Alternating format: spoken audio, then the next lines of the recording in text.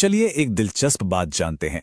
भारत के समंदरों और नदियों में एक बहुत बड़ी, एक खामोश क्रांति आई है। आज हम एक ऐसी ही जबरदस्त सरकारी पहल की गहराई में उतरने वाले हैं जिसने लाखों लोगों की जिंदगी बदल दी है और भारत को कह सकते हैं एक फिशरीज सुपर पावर बना दिया है। आइए समझते हैं कि ये सब हुआ कैसे। स्क्रीन पर ये जो नंबर दिख रहा है 8%, ये शायद सुनने में बहुत बड़ा ना लगे, लेकिन असल में ये अकेला आंकड़ा दुनिया के सबसे बड़े फूड मार्केट्स में से एक में भारत की जबरदस्त हिस्सेदारी को दिखाता है। ये एक ऐसा नंबर है जो अपने आप में एक बड़ी महत्वाकांक्षा और सफलता की कहानी कहता है। तो सवाल यह है कि दुनिया के इतने बड़े मछली बाजार में इस 8% का असली मतलब क्या है। हमारे साथ बने रहिए क्योंकि यही आंकड़ा एक बहुत बड़े बदलाव की कहानी का ताला खोलने वाला है। एक ऐसी कहानी जो हमें महल्ली चुनौतियों से निकालकर ग्लोबल लीडरशिप तक ले जाती है। ठीक है, तो इस सफलता की कहानी तक पहुंचने से पहले थोड़ा पीछे चलते हैं, क्योंकि इस पूरे सफर को सही से समझने के लिए हमें पहले उन मुश्किलों को समझना होगा। आखिर भारत अपने मत्स्य पालन के क्षेत्र में किन समस्याओं को हल करने की कोशिश कर रहा था। तो देखिए, भारत का जो मत्स्य पालन क्षेत्र था वो कई बड़ी चुनौतियों से जूझ रहा था।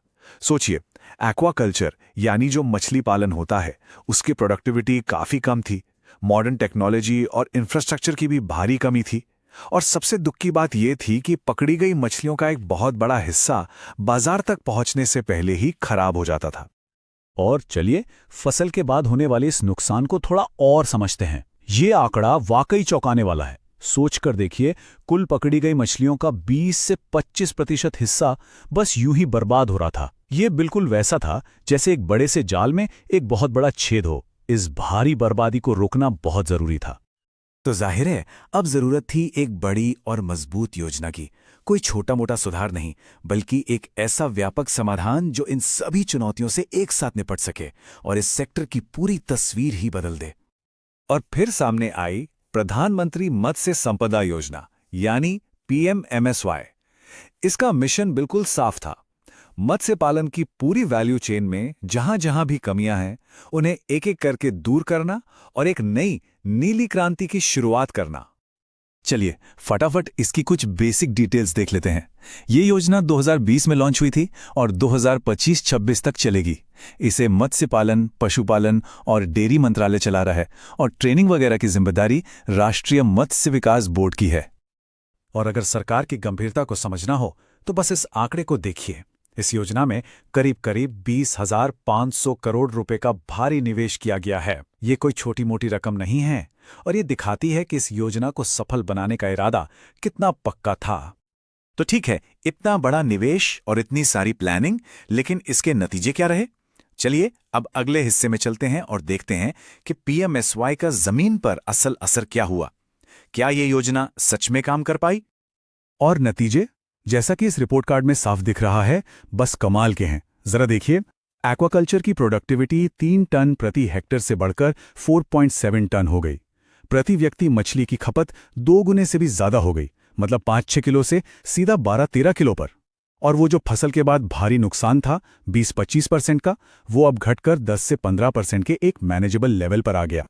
लेकिन इसका असर सिर्फ उत्पादन के आंकड़ों तक ही नहीं रुका, इसका असर लोगों पर भी हुआ।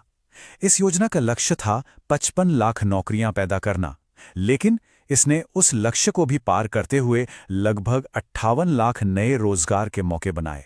इसका मतलब है लाखों जिंदगियों में एक बड़ा बदलाव। और इन सभी सफलताओं का जो कुल नतीजा है वो सच में हैरान करने वाला है। आज भारत दुनिया का दूसरा सबसे बड़ा मछली उत्पादक देश बन गया है। जरा रुककर इस बात को सोचिए। ये एक बहुत बड़ी उपलब्धि है जो सीधे सीधे इस योजना की सफलता से जुड़ी है। तो चलिए अब आखिर में एक कदम पीछे हटते हैं और बड़ी तस्वीर को देखते हैं। PMSY की ये जो उपलब्धियां हैं, ये भारत की कहानी और दुनिया में उसकी जगह के बड़े कैनवस पर कहां फिट होती हैं। याद है वो 8% का आंकड़ा जिससे हमने ये पूरी बात शुरू की थी? ये रहा वो दुनिया भर की मछली सप्लाई में भारत का योगदान। ये योजना भारत को इस प्रभावशाली ग्लोबल स्टेज पर लाने में एक बहुत ही जरूरी कड़ी साबित हुई है। ये समझना भी जरूरी है कि PMMSY कोई अचानक से आई हुई चीज नहीं है। ये भारत की पहली नीली क्रांति की विरासत पर बनी है जो 1980 के दशक में शुरू हुई थी।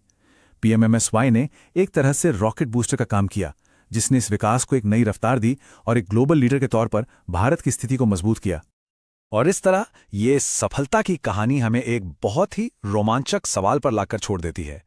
जब सफलता का एक ऐसा मजबूत मॉडल हमारे सामने है, तो भारत के विशाल समुद्री संसाधनों के लिए आगे का रास्ता क्या है? संभावनाएं तो खुद समंदर जितनी ही गहरी और विशाल लगती हैं। वाकई, ये हमें सोचने के लिए बहुत कुछ देता है।